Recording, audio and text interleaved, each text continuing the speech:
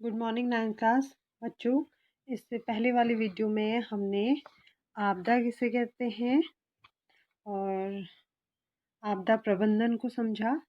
हमने डिस्कस किया विपत्तियों के प्रकार को, मीन्स जो खतरे हैं उनके प्रकार। हमने डिस्कस किया कि वो 5 प्रकार के होते हैं। अकस्मात आने वाली विपत्तियाँ, खतरे, धीरे धीरे आने वाली विपत्तियाँ और महामारियाँ, औद्योगिक प्रौद्योगिकी दुर्घटनाएं और युद्ध और नागरिक संघर्ष। तो कल हमने इतने चीज़ें डिस्कस की थी। आज हमारा जो टॉपिक है वो है मानव निर्मित आपदाएं। तो स्टार्ट करते हैं हमारा आज का टॉपिक, मानव निर्मित आपदाएं। मानव निर्मित आपदाएं क्या है? तो बच्चों, अगर हम मानव निर्मित आपदा की बात करें तो नाम से ही स्पष्ट है कि जो आपदाएं मनुष्य द्वारा, मानव द्वारा पैदा की जा रही हैं, और ये विनाशकारी मानव निर्मित आपदाएं आमतौर पर प्रदूषण, आग, बांधों की टूट फूट, सूखा, गैस और अन्य रसायनों के रिसाव से जुड़ी हैं। तो आप समझ सकते हैं कि मानव निर्मित आपदाएं किन किन चीज़ों से जुड़ी हुई हैं। और बम धमाके, आतंकवाद और अन्य संघर्ष भी इसी श्रेणी में आते हैं। तो आप लोग के समझ में आ रहा होगा कि प्राकृतिक आपदाओं को जन्म देने और बढ़ावा देने में मनुष्य का बहुत बड़ा हाथ है। और आप देख सकते हैं, अगर पृथ्वी के एक भाग को प्रकृति नष्ट भी करती है, जो हमारे नेचर है, जो प्रकृति है वो नष्ट भी करती है, तो किसी और भाग को वह नव जीवन भी देती है, जो हमारी प्रकृति है। लेकिन मनुष्य क्या कर रहा है? सिर्फ विध्वंस कर रहा है, और बहुत कम समय में ये सब कर रहा है। तो अपने फायदे के लिए वो क्या कर रहा है? खाली विध्वंस ही करता जा रहा है। यानी कि कहीं जंगल में आग लगती है तो क्या आग खुद लगती है? उसको आग लगाने वाले कहीं ना कहीं क्या है, मनुष्य भी होता है। आग लगाने वाला जंगल में रास्ते में चलते चलते क्या करता है मनुष्य? बीड़ी सिगरेट छोड़ देते हैं या ऐसे ही फेंक देते हैं, या कहीं अपने फायदे के लिए जंगलों में आग लगा देते हैं ताकि नई घास जमेगी और हम घास काटेंगे। इसलिए लोग इस तरह के काम करते हैं।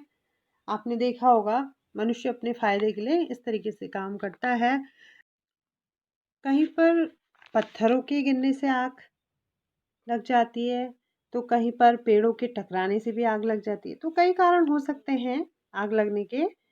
तो मनुष्य ऐसा काम कर रहा है, कहीं पर आग लगा रहा है, या मनुष्य देखिए इतनी सारी फैक्ट्रियां, गाड़ियां चल रही हैं, नदियों को गंदा कर रहा है। तो ये सब काम क्या हो रहा है? मनुष्य के द्वारा ही हो रहा है। हवा दूषित हो रही है गाड़ियों के धुएं से, बहुत अधिक गाड़ियों का इस्तेमाल हो रहा है। तो उससे क्या हो रहा है? जो हमारी हवा है वो भी क्या हो रही है? दूषित हो रही है।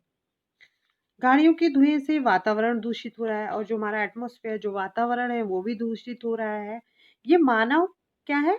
निर्मित आपदा के अंतर्गत आती है। ये सारी चीजें किसके अंतर्गत आती है? मानव निर्मित आपदा के अंतर्गत ही आती है, क्योंकि मनुष्य इस प्रदूषण को बढ़ा रहा है। ये सब काम किसके द्वारा हो रहे हैं? मनुष्य के द्वारा ही हो रहे हैं। और मनुष्य अपने फायदे के लिए इन सब चीजों को क्या कर रहा है? बढ़ावा दे रहा है, या कहें कि बढ़ा रहा है। गैस रिसाव हो रहे हैं, या बम धमाका हो रहा है, तो ये मनुष्य के द्वारा ही हो रहा है। तो ये सारी चीजें कौन कर रहा है? मनुष्य ही कर रहा है। तो आप समझ रहे होंगे कि ये जितने भी काम जो मनुष्य के द्वारा किए जा रहे हैं, ये सब क्या है?